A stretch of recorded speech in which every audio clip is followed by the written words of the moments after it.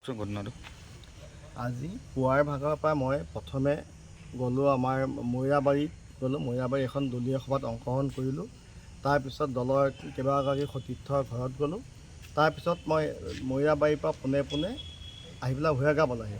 ভৈৰৱগাঁৱত মই দলীয় সতীৰ্থসকলৰ কথা পাতিলোঁ। সন্ধিয়া সময়ত বজাৰত বহিলোঁ।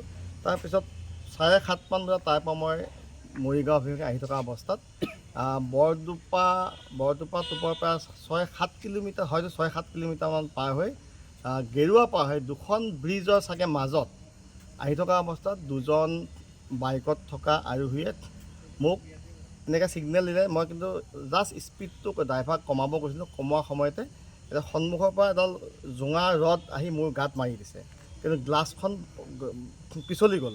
তাৰ পৰৱৰ্তী সময়ত পুনৰ সেই হৈ আকৌ অভাৰটেক কৰি আহি পেলাই পুনৰবাৰ আকৌ এটেক কৰে। কৰোঁতে মই যে গাড়ী স্পীড গ'লোঁ, স্পীডত গাড়ী গ্লাছ ভাঙি ৰড সোমাই গৈছে, কিন্তু ৰডডাল সোমাই নগ'ল, সিহঁতে আকৌ টানি লৈ গ'ল।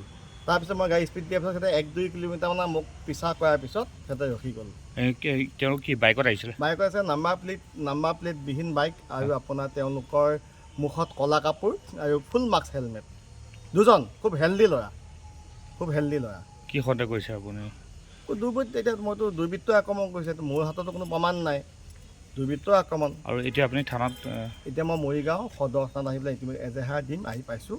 গতিকে মই অসম আৰক্ষীক অনুৰোধ কৰিছোঁ যাতে উপযুক্ত তদন্ত কৰি কাল্পিতসকলক, দোষীক অনতিপলমে শাস্তি প্ৰদান কৰক, কৰায়ত্ব কৰক। তেতিয়া আমি সদায় ৰাইজৰ লগত থাকোঁ, ৰাইজৰ বাবে কাম কৰোঁ, বিভিন্ন সময়ত যাওঁ। যদি আমি এনেদৰে এটা অসুৰক্ষিত অৱস্থাত থাকিব লগা হয় বা যি টি সময়ত যদি দুৰ্বৃত্তই আমাক টাৰ্গেট কৰি লয়, তেতিয়া আমাৰ কাম কৰাত অসুবিধা হয়। যি কি নহওক, যিমানেই দুৰ্বৃত্তই আমাক আক্ৰমণ নকৰক, যিমানেই তেওঁলোকে ভয় ভাবুকি নেদেওক, মোৰ যিটো দায়িত্ব আৰু কৰ্তব্য তাৰ পৰা কেতিয়াও বিচলিত কৰিব মোক নোৱাৰে।